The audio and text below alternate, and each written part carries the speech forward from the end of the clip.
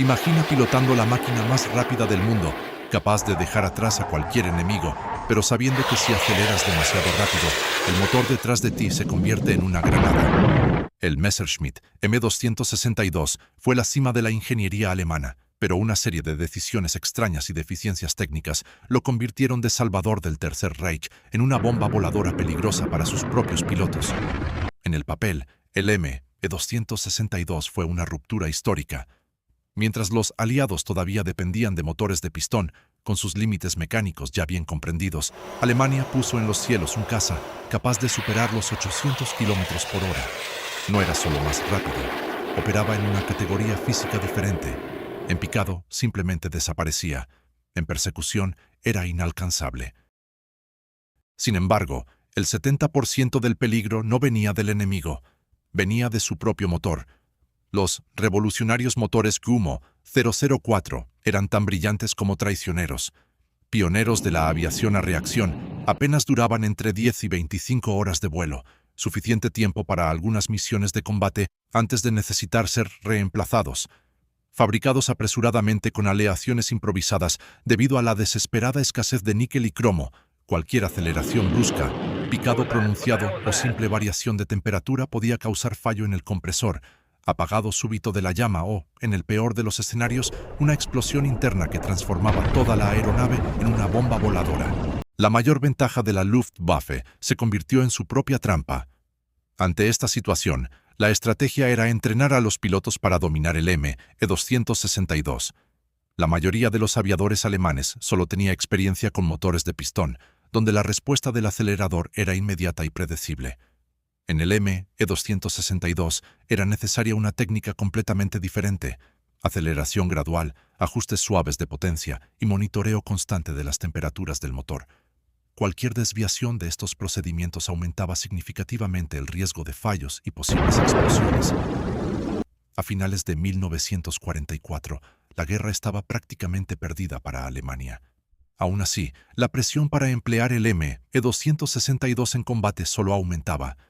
Los aliados intensificaron el bombardeo a las refinerías y, con el agravamiento de la escasez de combustible, las horas de entrenamiento se redujeron drásticamente. Al mismo tiempo, Alemania ya había perdido miles de pilotos experimentados, profundizando aún más la falta de preparación entre los nuevos aviadores.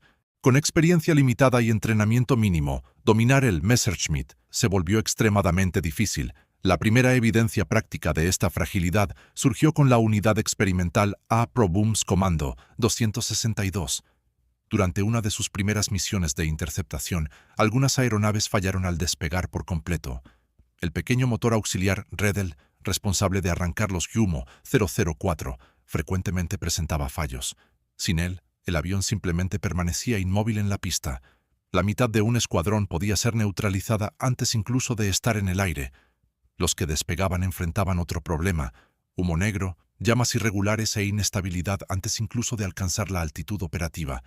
El verdadero peligro estaba en los motores Gumo 004 de Junkers. Conceptualmente, eran brillantes.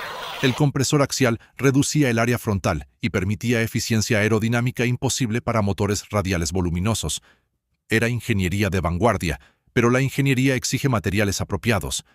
En condiciones ideales, las palas de la turbina deberían estar hechas de aleaciones resistentes a altas temperaturas, ricas en níquel y cobalto. Estos metales soportan calor extremo y rotación sostenida sin deformación significativa. Alemania en 1944, sin embargo, ya no tenía acceso constante a tales recursos. Bloqueos y bombardeos comprometieron cadenas de suministro enteras. Las palas de la turbina pasaron a fabricarse de acero blando revestido. Funcionaban, pero operaban al límite. La vida útil media de un Gumo 004 podía ser inferior a 25 horas. El motor que daba a la aeronave su ventaja estratégica también era su vulnerabilidad. Si se aceleraba demasiado rápido, el combustible inyectado excedía la capacidad ideal de combustión. La temperatura aumentaba abruptamente.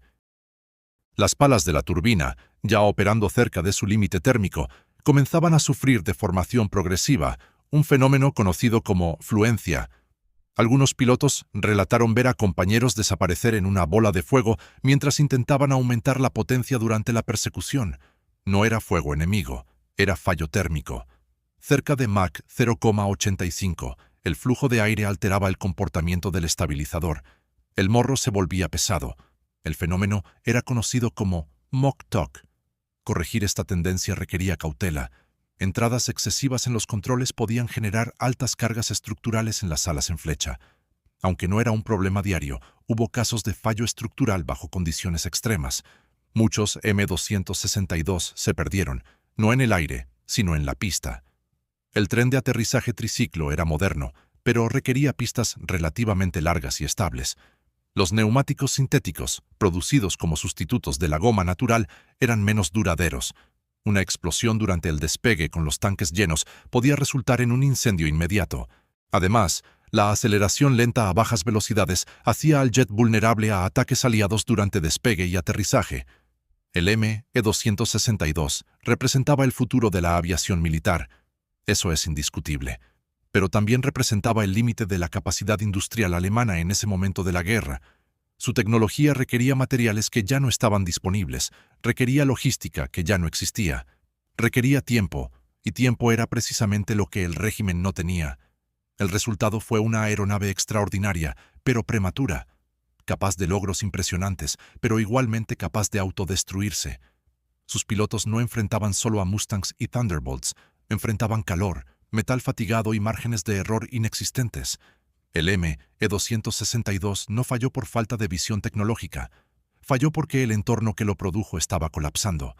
Cruzó el umbral hacia la era a reacción antes de que el mundo estuviera listo para sostenerlo, y avanzó cargando riesgo constante para quienes lo pilotaban.